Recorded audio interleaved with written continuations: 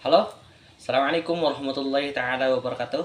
Perkenalkan, nama saya Wizki Mulyana Hadiansyah dengan NIM 1232010 Di sini saya akan mempresentasikan mengenai eksistensi pendidikan pada masa Golden of Age atau masa kejayaan keemasan Islam.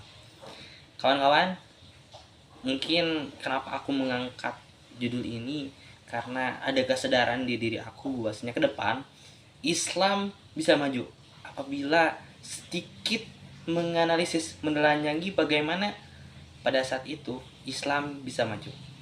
Nah, kawan-kawan, masa kejayaan Islam atau masa Golden of Age ini merujuk pada abad 8 sampai 14 Masehi, yang dimana pada saat itu Islam mendapatkan sebuah puncak dalam berbagai akses atau berbagai sendi kehidupan kawan-kawan, baik dalam bidang politik, sosial, budaya, ekonomi, maupun dalam ilmu pengetahuan. Nah, di sini mungkin kita akan sedikit menelanjangi, menganalisis bagaimana kemudian peran pendidikan terhadap kemajuan-kemajuan yang dialami pada masa Golden of Age ini, dan terlepas daripada fakta latar belakang historis kawan-kawan. Ada beberapa faktor. Yang pertama adalah faktor pengaruh sosial dan politik. Yang pertama itu karena jaringan perdagangan yang sangat luas. Pada saat itu Khalifah menguasai berbagai benua kawan-kawan, mulai daripada timur, barat, Asia, Eropa maupun Afrika kawan-kawan. Sehingga percepatan perdagangan, tentunya di sana ada percepatan teknologi, pengetahuan, distribusi pengetahuan begitu masif. Berikut pun kekayaan daripada perdagangan itu kawan-kawan dialirkan terhadap pendidikan. Pada saat itu pemerintah mempunyai kebijakan yang sangat penting, mementingkan lebih terhadap lembaga pendidikan itu. Nah kawan-kawan yang kedua adalah konteks sosial dan politik. Khalifah Abbasiyah ini didirikan pada tahun 750 Masehi oleh Abu Abbas As-Saffah, yang dimana setelah mengalahkan dinasti Umayyah kawan-kawan. Nah yang kedua, perpindahan tentang ibu kota. Perpindahan ibu kota ke Baghdad itu menjadi sebuah faktor begitu masifnya intelektual dan pengetahuan pada saat itu. Dan yang ketiga kawan-kawan, Khalifah Abu Abbas As-Saffah adalah khalifah yang sangat terkenal mementingkan terhadap pendidikan. Dan berikut pun Abu Harun Ar-Rasyid, yang dimana beliau juga menjadi seorang tokoh yang sangat berperan penting tentang berdirinya Baitul Hikmah. Dan kemudian di Baghdad kawan-kawan ada sebuah perpustakaan terbesar di dunia pada saat itu, yaitu Baitul Hikmah, Wisdom of House atau rumah kebijaksanaan kawan-kawan. Yang kedua ada di Cordoba kawan-kawan. Cordoba ini sebagai pusat pendidikan dan kebudayaan Islam gaya Eropa. Di sini kita akan sedikit membedah tentang sistem pendidikan pada masa Golden of Age. Kawan-kawan, yang pertama adalah peran masjid. Peran masjid pada saat itu tidak hanya berperan sebagai rumah peribadatan, namun berperan sebagai rumahnya para ilmuwan dan filsuf untuk berdiskusi secara mendalam tentang ilmu pengetahuan maupun keagamaan. Nah yang kedua adalah tentang metode pengajarannya kawan-kawan. Metode pengajarannya adalah halaqah atau lingkaran studi, yang dimana sistem pengajaran ini guru dan murid duduk bersama, berdiskusi bersama-sama kawan-kawan. Tidak hanya satu sudut pandang. Guru tidak hanya menyampaikan namun berdiskusi dengan muridnya. Tidak ada pendidikan atau cara pengajaran yang monolog maupun feodal. Guru dan murid saling berbagi pandangan, berbagi sudut pandang mengenai tentang keilmuan.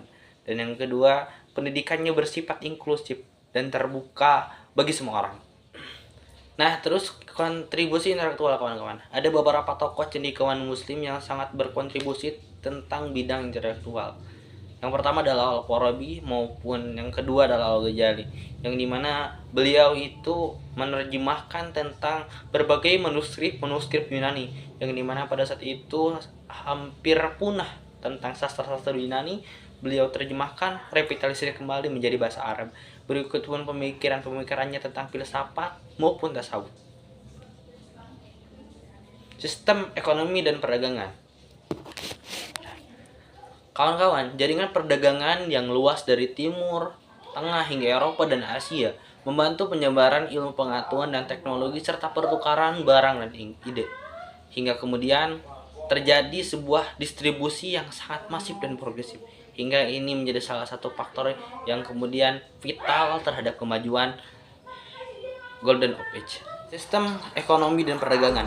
Jaringan perdagangan yang luas dari Timur Tengah hingga Eropa dan Asia membantu penyebaran ilmu pengetahuan, teknologi, serta pertukaran barang dan ide.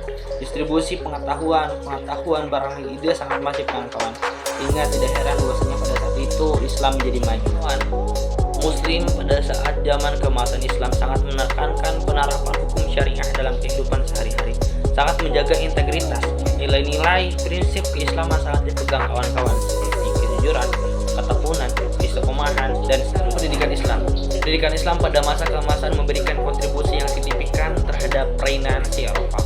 Pengetahuan yang diperoleh dari dunia Islam membantu memulai periode Renaissance di Eropa dengan mengembangkan kembali pengetahuan matematika dan filosofi Yunani klasik. Kawan-kawan, banyak tokoh cendekiawan Muslim yang kembali menerjemahkan karya-karya Yunani. Berikut kawan-kawan, metode pengajaran Islam yang modern dulu kini diterapkan oleh Eropa, kawan-kawan. Kedepan kita harus merebut kembali masa kejayaan itu dengan pengetahuan yang terus kita gali. Pun kawan-kawan, dari kontribusi ilmiah ada Khwarizmi.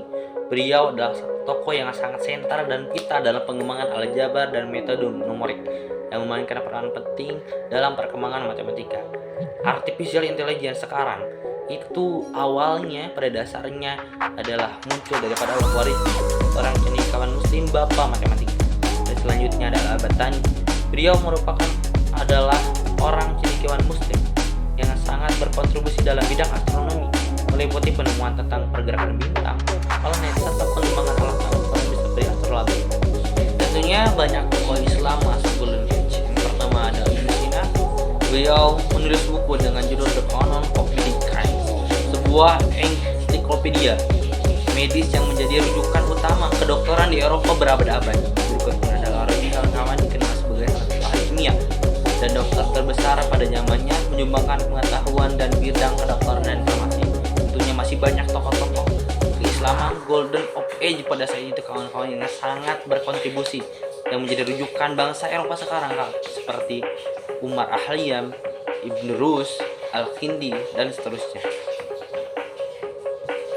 Di sini ada beberapa tokoh-tokoh yang sangat terkenal, kawan-kawan. Ada Ibnu Khaldun, Ibn Rus, Umar Khayyam, Al-Farabi, dan seterusnya.